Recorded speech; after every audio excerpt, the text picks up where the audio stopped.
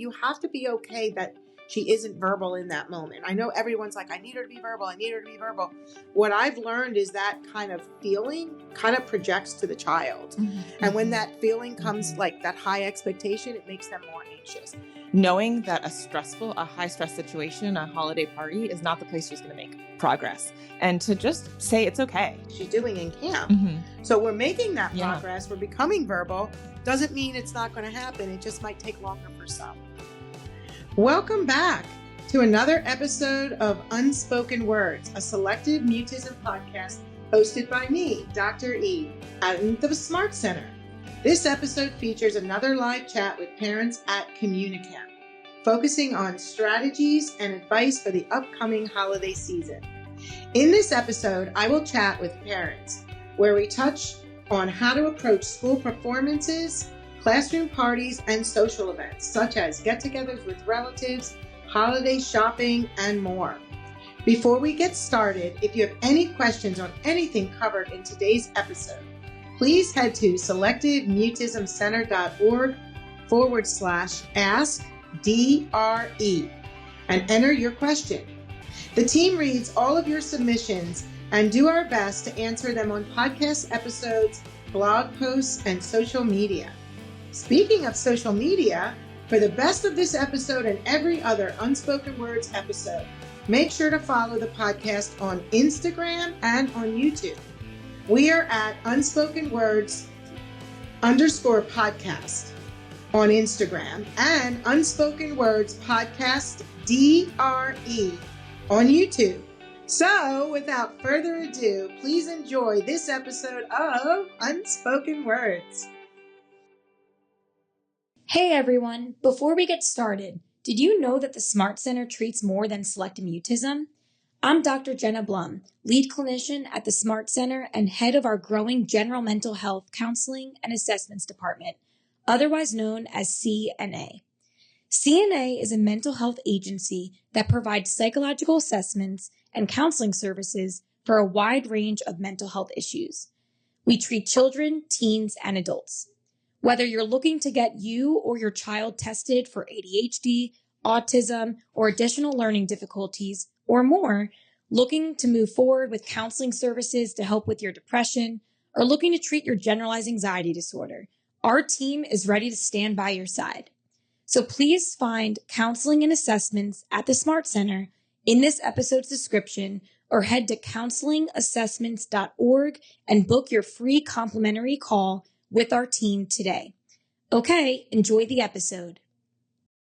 So listeners, here we are at CommuniCamp with three lovely parents. And so let me ask you, how's CommuniCamp going? It's been great. I'm so excited to be here, and I've learned so much in just the first day. Oh, that's awesome. Yeah, I've really been enjoying it. That's nice to hear. Yes, it's wonderful. And we pick up something different every single time. No CommuniCamp is the same, as you said. Yeah, I never know what I'm going to say at the moment in time. So it's wonderful to see you. So what we're going to do is have you just kind of tell us who you are. My name is Laurie Skarupa, and I'm from Pennsylvania. And then my daughter is in 3rd grade. She's 8 years old. My name is Fernanda Ashberg, and we are from Connecticut, and my son Lucas is 5.5. Hi, I'm Tesha. We came from Seattle, Washington, and my child is 7 years old. Welcome. So I'm excited to talk about the holidays. It's coming up in like less than 2 weeks, right? Mm-hmm. That's amazing to think about. So we're going to talk about, everything and anything about holidays, and with the questions that you guys submitted, we can definitely kind of get feedback from all of you, additional questions. So I'm excited to get started. So Laurie, one of the things you said is how to prepare for the level of excitement for holiday parties and what's happening, kind of what the holidays bring, finding calm in the hustle bustle, as you said, and the high energy around the holidays and the people in the gathering, everything there is. It's like a really kind of loud, large, lots of people situation. Totally, yes. Anything else you want to elaborate on that? I mean, amazingly enough, I kind of got like direction this morning from Jenna in camp about how to take on this holiday, which was great. It was unexpected to get that answer before the podcast today. So I think where we're going to start with that is kind of breaking it down into sections, which will lead to some of your other questions, like home with guests, parties, get-togethers, getting ready for events, talking about out and about in the real world, shopping, and all the kind of stimulation that happens with this holiday season. Then, of course, with school, with performances and events and classroom parties. And honestly, the change in routine can be really tough for our kids. So this is where we pull in and really get those calendars out. Because, I'm a firm believer in, structure, consistency, routine, predictability. And so how can we do that during the holiday season? Number one, it would definitely be planning in advance. So if you know you have a party, if you know the classroom has an event, all the things, put it on the calendar. And not just you do it, have your kids do it. So now we're helping them get ready for these events. Be upbeat and positive. I know you have anxiety over this yourself because a lot of our kids are super sensitive and they get very overwhelmed. But the key for your child is to be upbeat and positive, but be incredibly realistic. So knowing your child's baseline of communication is important. We're never going to use some of these kind of taxing situations as a time to really kind of push forward if they're not comfortable. If anything, you can certainly implement strategies, and we're going to talk about that, but it's kind of respecting where they're at, because these are the times when there's a lot going on, the loud, the large, the lots of people, expectations, routines, everything changes. So if you're going to use that time as to ball forward, sometimes it creates more anxiety. So if anything, just know their baseline, work with that. And as they're doing well, you bridge up to kind of more of a kind of stimulating situation to get more progress. So you certainly can do that. And I think it's important. You can kind of think about a situation. So let's talk about the hustle bustle of what you're thinking about. Like, give me an example, one of you, that, the hustle bustle or something that stands out. Yeah, I love some of the mantras I'm going to keep using. The loud, large, lots of people. That describes our child's, one of her biggest challenges is when there is a big event. So I'm thinking about a big event. It could be a holiday event at school where she loves school. She's mute at school, but has tons of friends, very non-verbally social. One of those professional mimes, I'd say, where she is right now. But when events at school, I'm now learning, she's communicating to us extreme discomfort, like crawling on the floor, licking my arm, trying to physically hide behind me, whining, pulling on us, wanting to go home. And so I'm just wondering, in those situations, I need some strategies because it amps up my own anxiety too, because seeing her struggling and feeling pressure to do the right thing. So what are some strategies in that moment that I can do to help bring down her or increase her comfort and help her tolerate versus just leaving the situation? So like basically you're talking about like some of the events, the classroom parties and things like that. In terms of the parties, planning ahead of what's going to be, I would want to get an idea of what that schedule is. It's not just a party, but what's going to happen. Giving children kind of roles where maybe she brings something is helpful because that's a nonverbal. Allowing her that warm up, as you said, sensitive. So if the party starts at 10, getting permission to get to the school early, walking around, go with a friend. It's amazing when kids go with their friends, how much it lowers their anxiety. And now they got their buddy, seated with that buddy, paired with that buddy, doing a project with that buddy. That is really, really important. And sometimes it's also siblings. If your child has a sibling, bringing a sibling to sometimes can help some of the families because now they're got their sibling with them as almost their security. And they're often proud of their siblings. So that can be very helpful to a lot of families for sure. Also knowing what strategies in advance you're going to use. So I'll give you an example. What is going to happen? We're going to be talking a lot about action plans today, sandwich questions, knowing kind of where are you going, who's going to be there, what can they ask, what is your answer, what can they ask? Just knowing that, and even though that she's mute, there's ways to get ready for this. By planning ahead on those common questions that others can ask, she will be more ready in a fun, upbeat manner. So being on the lookout. You might see other parents there. What could they say? Oh, how are you? How's school? Are you excited about the holiday? Something, getting ready for that. And you acting as that verbal intermediary. So rather than expecting her to be verbal, maybe you are a verbal intermediary to her where you re-ask it as a choice. Tell me, that's okay. Maybe she can't do that. Maybe her anxiety, like you said, is so high. So maybe being nonverbal there, it's okay. Thumbs up, thumbs down. Again, you have to be okay that she isn't verbal in that moment. I know everyone's like, I need her to be verbal. I need her to be verbal. What I've learned is that kind of feeling kind of projects to the child. Mm-hmm. And when that feeling comes, like that high expectation, it makes them more anxious.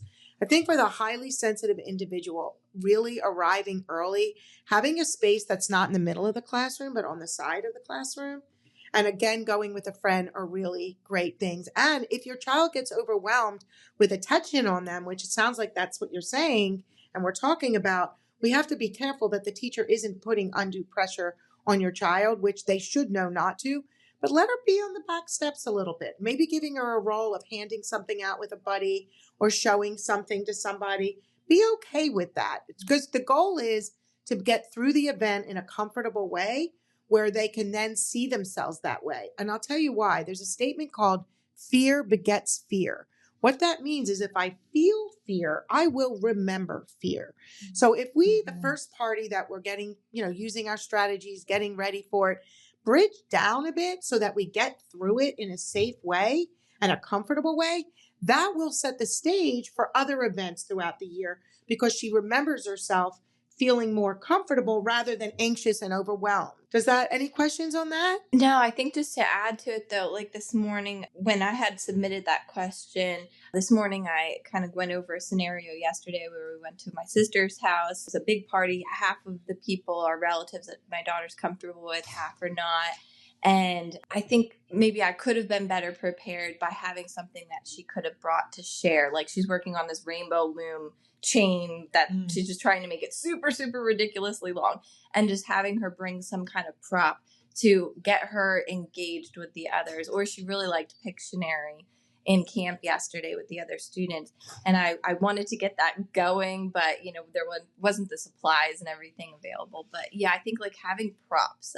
Was we call that absolutely. So to divert from the classroom party to a family related party, that's very different because with the classroom party, having something to work on that the teacher sets up, that's what we're thinking about. So that's their prop, their task, and that becomes their visual focus. When you talk about holiday parties or gatherings, yes, I call it a bag of props.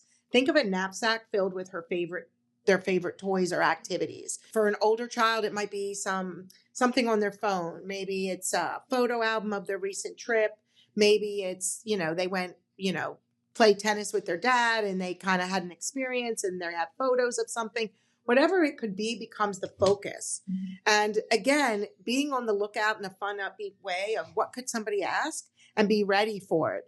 One of the beauties of CommuniCamp is not just that you're learning, but your children are learning. And one of the things that's really big, I call it the golden rules, is demystifying this for your children. There's so many families that don't talk about it. They're afraid to talk about the pink elephant in the room and mutism. Don't talk about it. Don't talk about them not talking. No, you've got to talk about it in terms of comfort and the bridge and where they are. And they'll feel safe with that. So having a conversation, your child, you said, is 8, right? Yes, right. So 8 years old. I mean, talk about it. Talk about going to visit her aunt and how she'll feel about it and some of the things you'll do to help with comfort and get her opinion on it. That's powerful. Because then she was involved in it. Like, hey, we're going to get there early because that's going to really help us. Helps me too, because I can be really like, when I see people I haven't seen in a while, gets me a little nervous. Like, open up to your own fears and where you're nodding. What are you thinking? Also thinking about a family party setting, holiday party setting, where Lucas kind of struggles is the initial hello. Yeah. You're talking about 20 people, 25 people if you're talking about a big holiday party. So there's no warm-up time for that. Right. Right. We're not even getting to the warm-up time. And it's like. So remember, one of the things that Jennifer talked about this morning in parent education was warm-up begins before you even get there. So if you know there's going to be 20 people, and again, sometimes with relatives, it's the hardest because they've known them. So even when your children make progress, they sometimes see themselves as the way they were the last time they saw them. So they may go back to mutism when they've been verbal. And it's like, whoa, what's that about? So my point, one of my points is to prepare him, but also to kind of maybe FaceTime these relatives, even if he's just playing a game or acting silly, to at least see them. And then get there early. Say to the person giving the party, I know it starts at 10. Would you mind if we get there at 9:30? We can even help you set up. It'll really help my son feel more comfortable. Bring something. Maybe one of the things that's really easy to do is to say, hey, we have some like food we're bringing. We really need to heat it up and get it ready. So would it be okay if we arrive a little early? It's a little bit of a kind of like back end way of getting in there early because we want to get it warmed up and we need to do some last minute things when they get there. There's so many things when you talk to parents that will say the things I had to do to change to help my child feel comfortable. So then you've got the warm up happening, and take note of the warm up time. One of the goals that we give parents in practice is in treatment is journal their warm up. See how long it takes and know that during that warm up, they're not going to be doing much. Don't go trying to hit a home run the minute you walk in. Like, say hi to Uncle Bill, you're going to get 10 points. If you know that your son or daughter is more shut down in the beginning, respect that time. Monitor their body language. What are they looking like? When they start to kind of smile more, be a little more relaxed, let them hang on you to the side. Don't have this goal if you need to separate right away. Believe me, the more that you push this, the more that they're anxious. So know they're going to be a little bit of a hanger, but give them reasons like, hey, we brought your bag of stuff. There's cousin Sally. Let's go sit down and play with them. Or let's go in the kitchen to your older child and get that food ready to be able to give out. And that way you're diverting them to a task or something to do. And by doing that, it's focus. And then did you know that when you're thinking, when you're using your cortex, it's really hard to shut down. So one of the things that I utilize in my treatment is to think, to be ready, to be on the lookout, to look out. Let's be on the I Spy to see how quickly we see Uncle Bill. You're helping them divert from a shutdown because they're now thinking, they're doing. By doing the meal and adding the different things to cook it at the party, or to get the stickers ready to give out maybe when he's ready, or to play the game and setting it up, that's thinking. You don't tend to shut down. Right. So it's called like, isn't that interesting? Because you're using your thinking. When you shut down is when you're caught off guard and unexpected. But when you're busy doing something, it's really hard to shut down. So I think that's interesting, right? Absolutely. Yeah. And I see that my daughter loves to be engaged and involved. But when the pressure is higher and she doesn't have a task at hand, it becomes almost impossible. Yep. And I liked that Jenna this morning also said that take baby steps, arrive somewhere, but then take the lead and say, hey, you know what? I need to go to the bathroom. Yes. So that there's like an even bigger warm up. Yeah, exactly. Yeah. It's all of this kind of fluff in the beginning to comfort build. Comfort precedes communication. End of story. If you're not comfortable, you're not going to be able to do much. And then that's how you see yourself. So wouldn't it be great to just have a successful time where your child feels successful, even if it's not verbalizing right away? Some of these kids can't do that. But then you become the verbal intermediary by using that kind of SM triangle. So as you see them starting, look, I always make this joke that kids go to parties and the parties are an hour and a half long. Takes a lot of our kids an hour and 25 minutes, and now they're leaving your side. So right? Yes. So bringing a friend brings it down. Going early brings it down. Educating others. The one thing we have not talked about here is about my child worksheet. I developed that years and years ago as a kind of like a cheat sheet for families to give to others.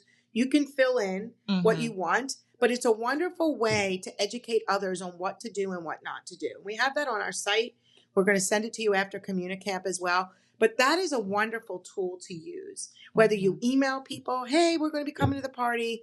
You know that Lucas can get a little bit anxious. It's hard. Takes him a bit to warm up. Here's some things that I'd ask that you do. And that's one of the things we talk a lot about are common questions. And you know why? Because these are questions people ask and it minimizes your need to think and process. So giving these people questions to ask your child when they're more warmed up, then you've already practiced it. You're on the lookout for it. It becomes a game. And you're just amazed how all of a sudden your child can participate. Even if you reword it to a thumbs up, thumbs down, if they're still mute in that moment. But you're learning skills. And I know how well, honestly, she's doing in camp.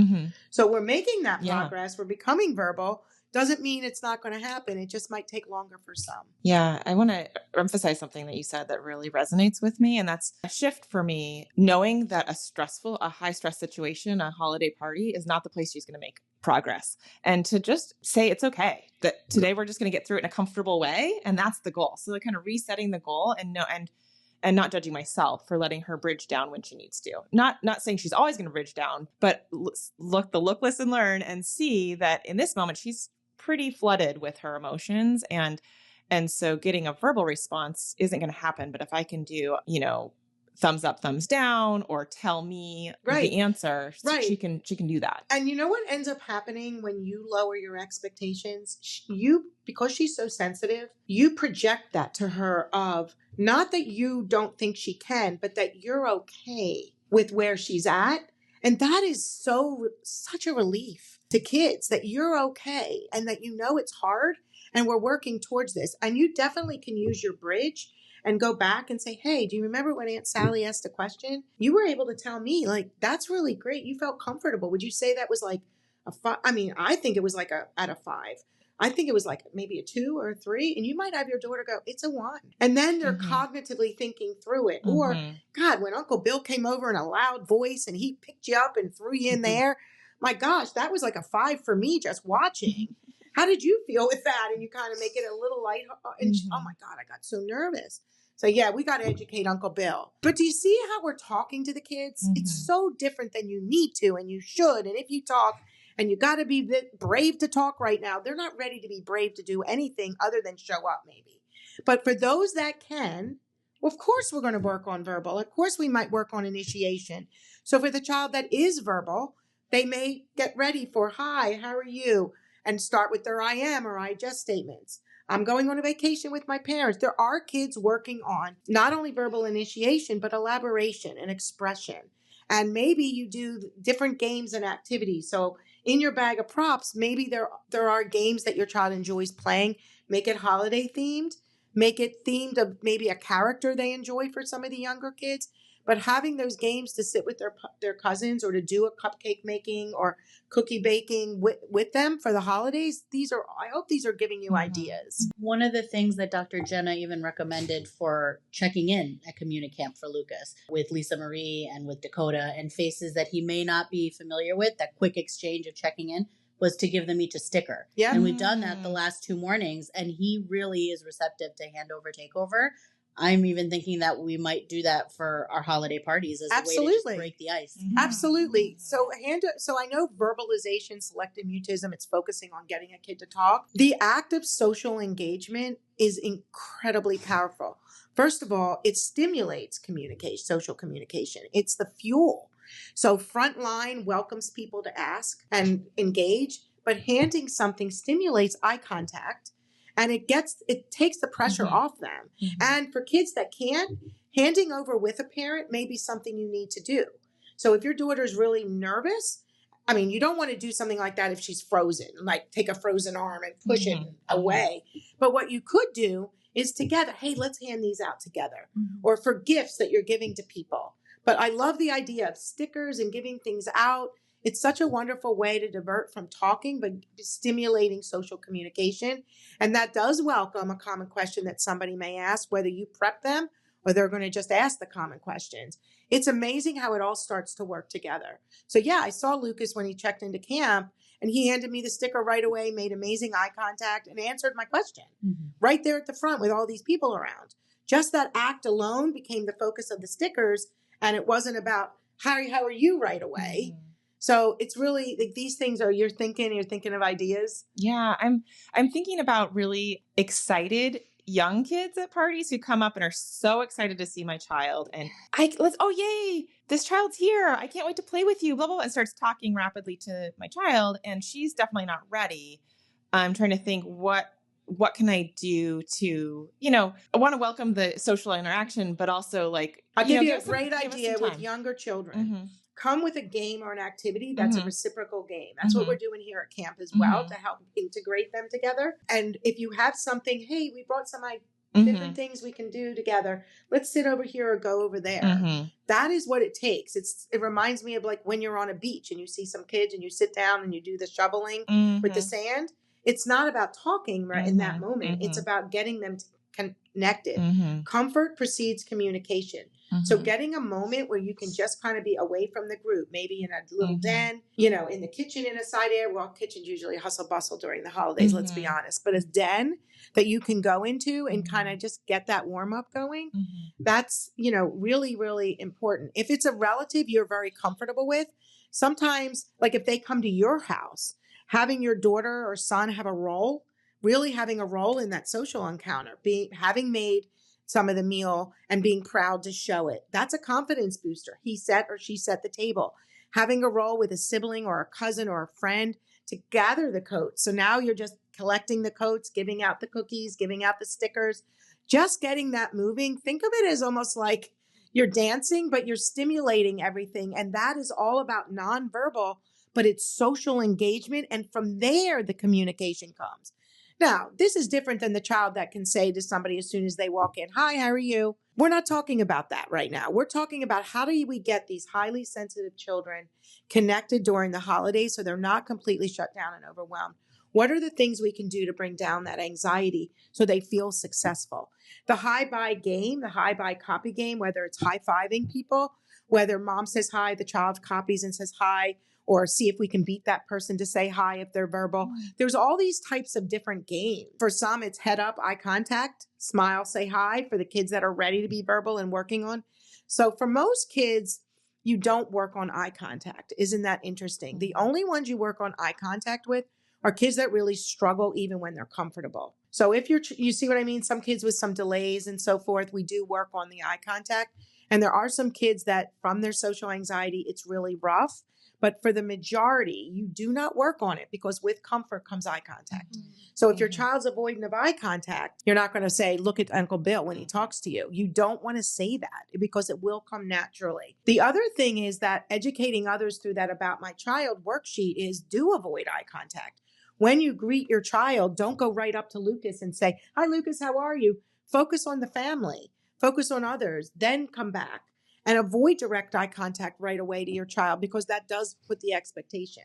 So I guarantee if you went into a social event and took that pressure off, worked on social engagement, you're going to see so much more progress. So does that helps all that? Anything you're thinking? I was just thinking like the pre-planning it's exciting to know that I can I need to, and a good reminder to just slow down during this time and pre-plan so that when we get into the situation that I know how to take over or not take over, but navigate. Navigate it. Right. So that SM triangle that we talk about where the person asks a question, then you bring them in or you know what I mean? Where I talk a lot about it. It's so hard on a podcast to talk about the SM triangle without the visual. So we'll have that in in our resources for our listeners. But I'm such a believer in the SM triangle where you don't talk for your child. You don't tell your child to say something if they're not ready.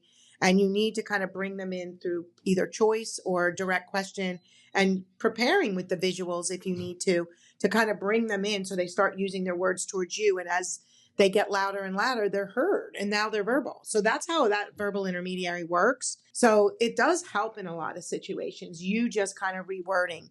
You also have to give people a chance. So if they ask a question, you don't want to jump right in because then what happens is you're missing the opportunity for them to process and maybe turn to you naturally or to say it quietly. There are a lot of kids in session when I give them extra time, they actually answer. I'm amazed. And often the parents will say, well, the give and take kind of came and went, but we have to almost give them that chance. And I know sometimes it's an awkwardness, but it's amazing how we do and not stare them down, but just kind of diddle daddle, so to speak. And then all of a sudden, sometimes the answers come. It's interesting how that works because a lot of our kids with anxiety, it takes them longer to process. So as conversations are coming and going, they're missing it. And they're just like, and as you're answering or siblings or cousins or people are answering, what happens is the kids are the passengers in the car.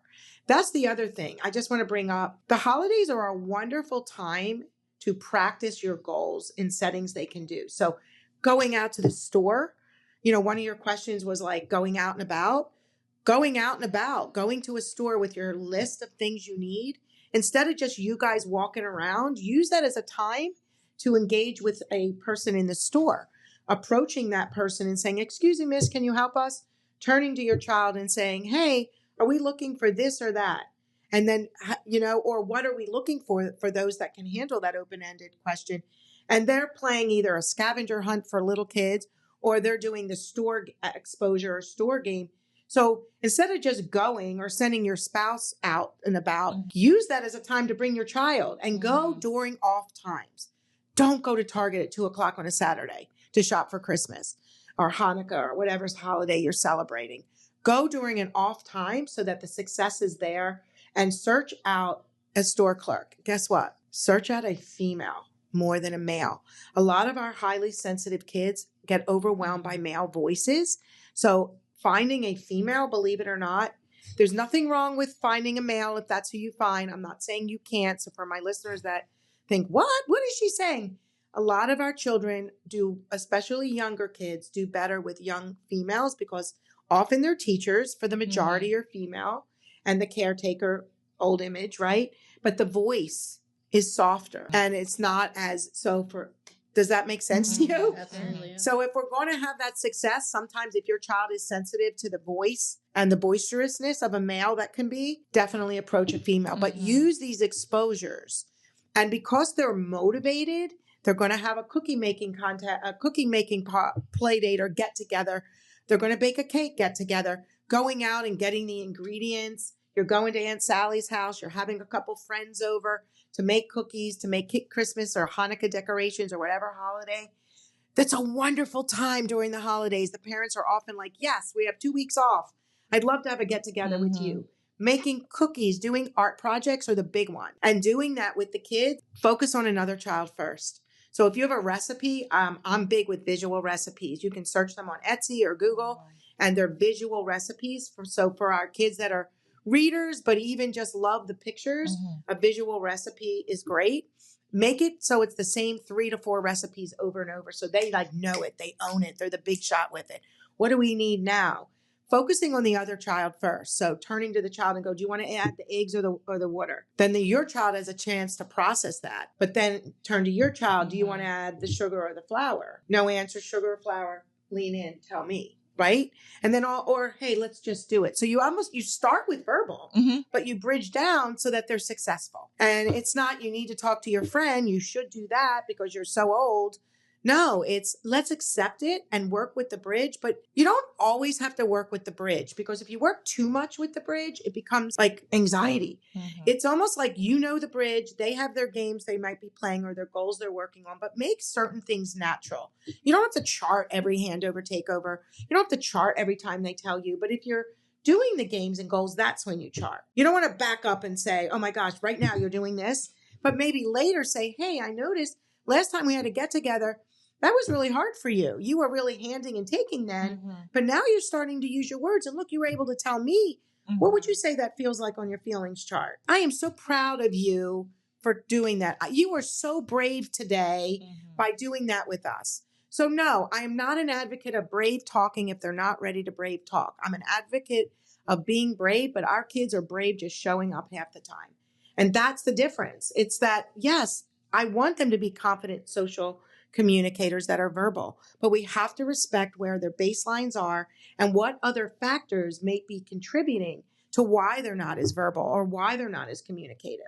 Loud, large, lots of people, overwhelmed, language issues, learning challenges, processing delays, being bilingual and having to process the new language or a different, there's so many reasons why children, and then of course how we parent them is going to make a big difference. Hey guys, we'll get back to the episode in a minute. But I want to remind you that the Smart Center treats more than just selective mutism. I'm Dr. Jenna Blum, lead clinician at the Smart Center and head of our growing General Mental Health Counseling and Assessments Department, otherwise known as C&A. Whether you're looking to get you or your child tested for ADHD, autism, or additional learning difficulties, or more, or looking to move forward with counseling services to help with your depression, or looking to treat for your generalized anxiety disorder, our team is ready to stand by your side. So please find counseling and assessments at the Smart Center in this episode's description, or head to counselingassessments.org and book your free complimentary call with our team today. All right, enjoy the rest of the episode. So let's see what other questions we have, because we do have a little bit more time. We're doing great, guys. Any thoughts or questions with what I'm saying? One of the things that resonated with me was that awkward pause that you mentioned during the initial. I really had to check myself with kind of ignoring that and letting it go so I wouldn't jump in to answer for Lucas. I really had to retrain myself to do that. Yeah. And it proved to be successful because he, in the moments where he really is not comfortable, he will have no problem looking over to me and saying, you tell them. Or using me as a verbal intermediary, or whispering, or maybe it might be loud enough for the person to hear. But I was taking that opportunity away from him by jumping in to fill the void of the awkward silence. Yeah, no, that makes sense. But it made me think of something too with Lucas, knowing Lucas. The first time I met Lucas, he had a lunch box that was dinosaurs. And I knew he knew his dinosaurs like there was no other. I remember knowing he liked dinosaurs, and I ordered these dinosaurs, these little characters in the office. He was just telling me the names right away because he was so proud of his knowledge. So that was a big shot role. He does great with being a big shot. So his lunchbox at CommuniCamp was dinosaurs. So I pulled him aside and said, hey, you brought your dinosaurs. I can't remember who's this one. And I really don't know the dinosaurs well. I know a couple of the basics because my kids knew them. But he knew all the dinosaurs. So he right away is like, oh, this is Tyrannosaurus Rex. And this is this one. And this is Stegosaurus. And that was what he needed to get him moving. And then I brought a counselor in who he then taught that to. And then counselor took his hand and there they went. And there you go. And he worked with some kids on his dinosaurs. There he was chatting up a storm pretty quickly after that for Lucas. If you know your child can achieve something, like let's say give my order. You're going out a lot during the holidays. You're home. You want to have fun. You're shopping. You go out. If you know they're verbal, but then at the time your child will just naturally be like, you do it, you say it, do it. Sometimes it's not because they can't. It's sometimes because of habit and I just don't want to. That's where working on these games and goals for rewards and the external motivation to be where you're at on the bridge and working towards a higher stage. There's a strategy that made me I started thinking about when you were telling me is because Lucas sometimes might be like, you tell them, you do it. And then you're doing it more because you don't want him uncomfortable. But there's something called how many times in a row. If you know he can give his order, you want to see how many times in a row he can. Because a lot of children will naturally go back to nonverbal or using you as an intermediary when they don't really need to.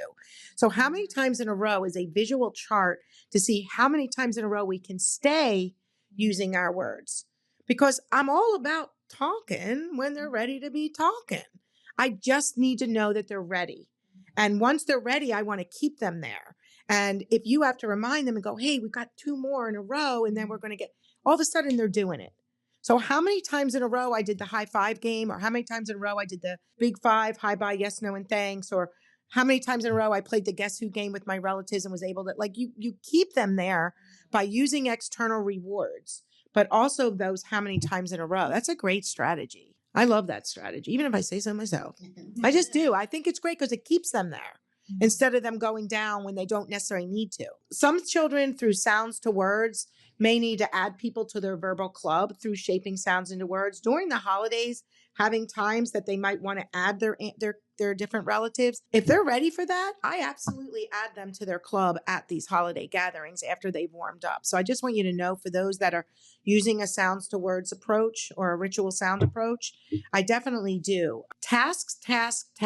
It's over the task that progress is made, not on this. So bringing the things that you're bringing, the bag of props, the stickers, all of that, baking the cookies, having a roll, making the recipe, that is what distracts them from the shutdown and being overwhelmed, because they don't have to talk when they do some of that, unless they're able to read the recipe. What are you thinking? I'm wanting to know, I'm so excited to learn some new strategies because I'm learning a lot in just the time I've been here. Can hear our chatty kids. I can hear them yelling as they're running down the hall. It's great.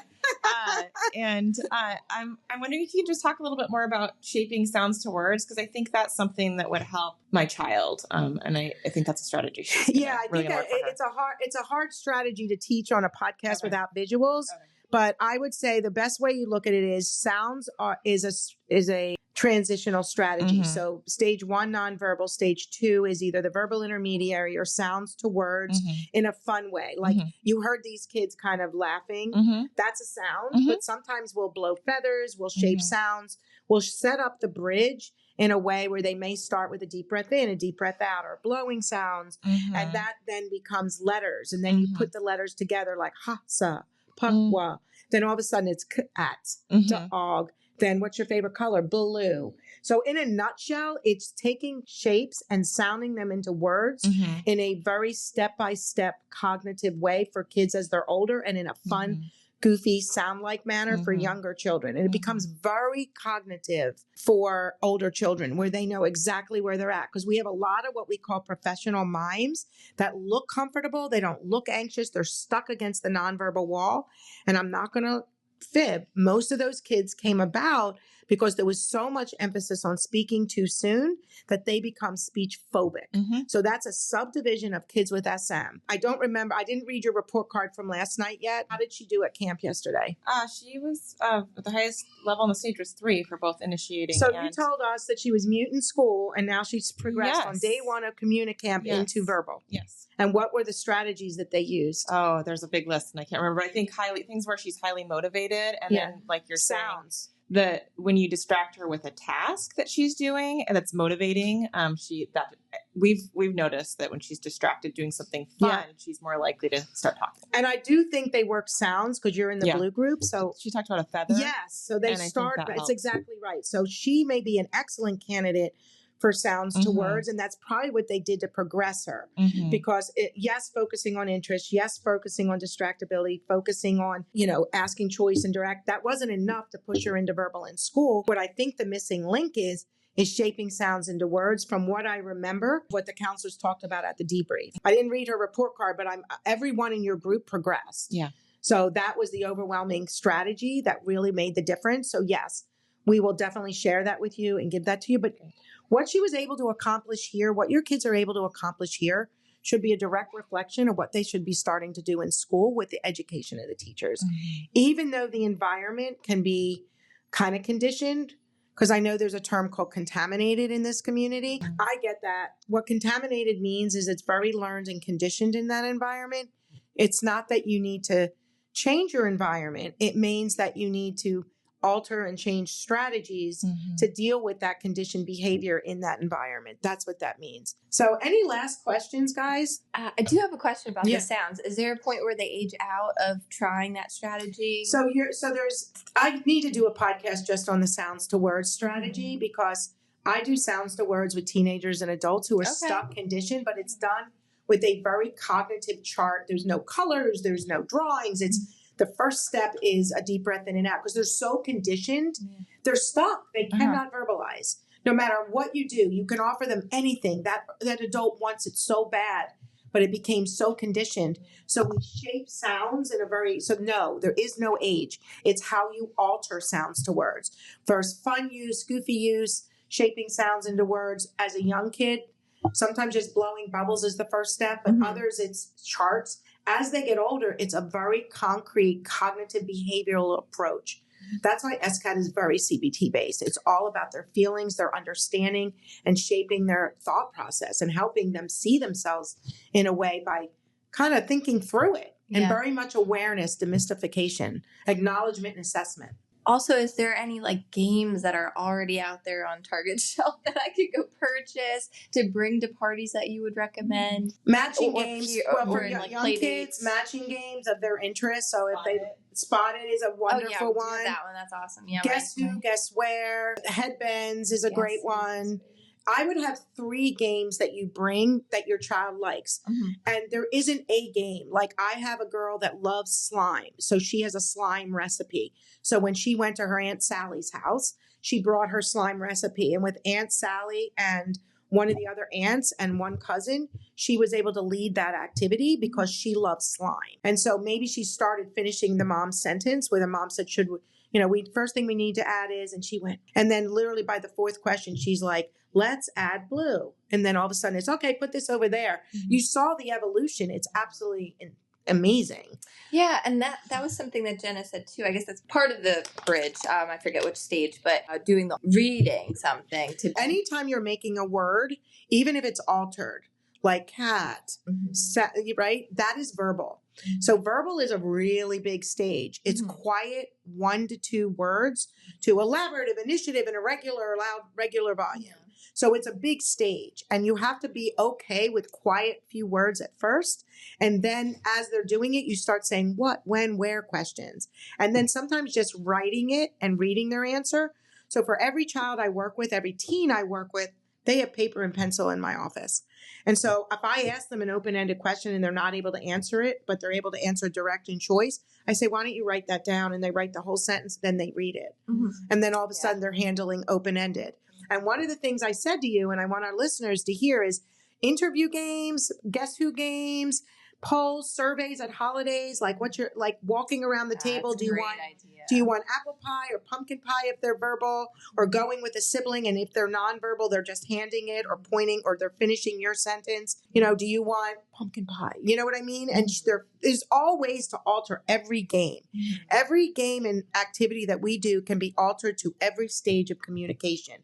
And sometimes when you start lower, they bridge right up just because you allowed them that buoy, and then they feel freer and their anxiety goes down. And then all of a sudden, that's why families are always so shocked. And you were when we first met Lucas. Absolutely. He became verbal right away. Kids at our center, a lot of them will become verbal really quickly. And they're like, how did you do that? Well, one, I didn't push them the minute I met them. I focused on you. I didn't focus on him. I sat down, we engaged first. I saw the comfort level, constantly like monitoring that and knowing what strategies to use. So that's like really important. So the quick and easy games are, what does your child like and what games can we use surrounding that? That's what you focus on, their interests first. And then from there, it can be any game based on their interests, like just handing out dinosaur stickers or truck stickers was great for Lucas because he was interested in the trucks. He was more motivated. The more motivated they are, the more they're going to want to find those games also at Target. And what time of the day are you going to go to Target? Not 2 p.m. Yes, see, you're learning. Yay. So this is awesome.